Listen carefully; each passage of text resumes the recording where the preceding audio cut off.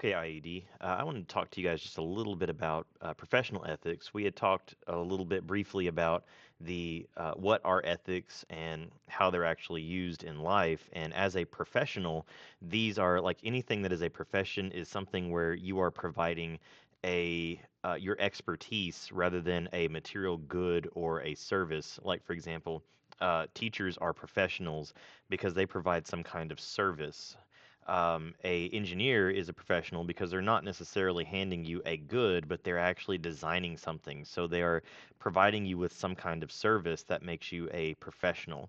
So the ethics come into professional life all the time because there is a certain standard or behavior on which to act. And since this is engineering class, we're going to focus specifically on the fundamental ethics for a engineer. And depending on where, like if you get an engineering degree and you get licensed as an engineer or certified as an engineer, there's going to be a certain code of ethics that you're going to have to follow. And country to country, they have a little bit of variation in them, but they usually fall under these 8 concepts.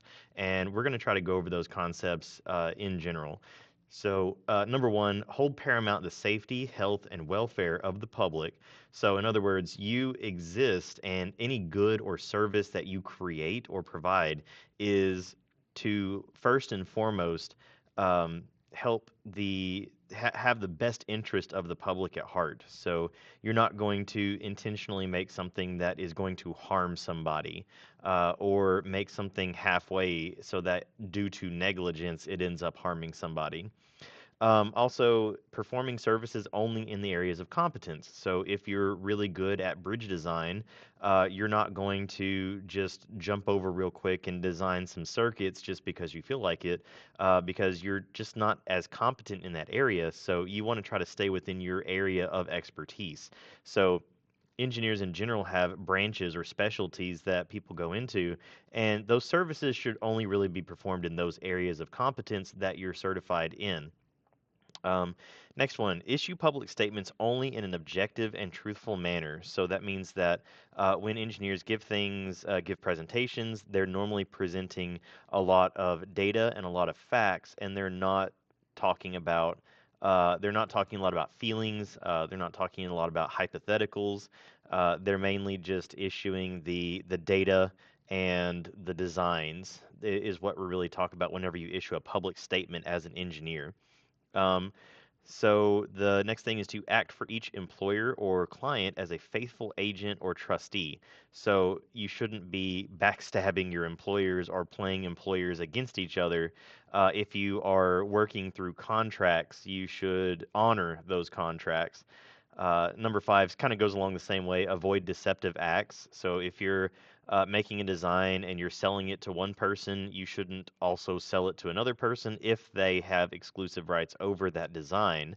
So that would be deceptive because if you're letting them think that they have unique and sole rights to it and they end up not having those rights, then that's deceptive. Anything usually involving shady acts of money, you should generally try to avoid. Those would be deceptive acts. Trying to say that something is, within spec or within tolerance, and it's actually not within spec or tolerance. Those are deceptive, and they can definitely get you in trouble if they find out that you have been deceptive. Number six, conduct yourself honorably, responsibly, ethically, and lawfully so as to enhance and honor the reputation and usefulness of the profession itself. So, in other words, don't make other engineers look bad because you want to do some shady stuff. Everybody, like I said on the previous video, the public inherently trusts anything that normally gets built for public use. So if you're going down a street, you're going to assume that that road is safe and you're not going to have a street light randomly fall down on you and stuff like that. So you have to uh, conduct yourself so that that trust can be maintained. Number seven is never stop learning, continue your professional development. So just because you learned something back in college doesn't mean that it's going to be that same way for the next 20, 30 years of your life. Times and technology changes really quickly, and although it may seem like you're on the cutting edge in 10 or 15 years, you might not actually be, and you're going to have to continue to learn to stay on top of things. And then the last one, treat all persons fairly. So everybody should have a equal say, an equal part, and you shouldn't discriminate in any way, shape, form, or fashion on one person or another, be that ideas or access or anything. And these are the 8 basic uh, ethical principles of engineers in general.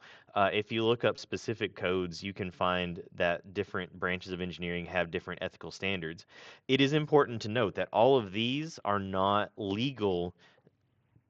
They're not legal. They're not legally binding. So if you break any of these, you're not necessarily breaking the law.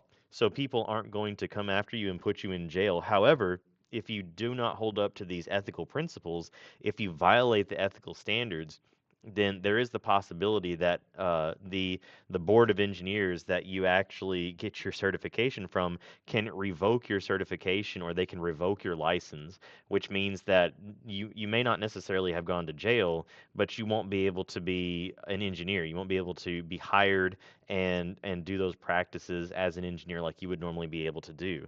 This is really common with many professions. Teaching is one of those, and doctors also have a code of ethics. If they violate those code of ethics, they can have their license to practice taken away. Engineers can fall under the same category. You can have your license taken away from you, and you won't be able um, to design anything or have your ideas put out into the public for specifically for violating codes of ethics. People take these things very seriously, and you really don't want to end up in that situation. So I thought I'd go ahead and talk to you guys a little bit about ethics, because it is important and not a lot of people talk about it. And whenever you get up into college, you just kind of like people assume that you automatically know what ethics are. So um, keep these things in mind whenever you think about what you're going to do as an engineer, or what you're going to do with your life, because these ethical principles, they're good ideas to have, and you shouldn't just go through life without any ethics whatsoever. So keep those in mind and have a great day. I'll talk to you guys later.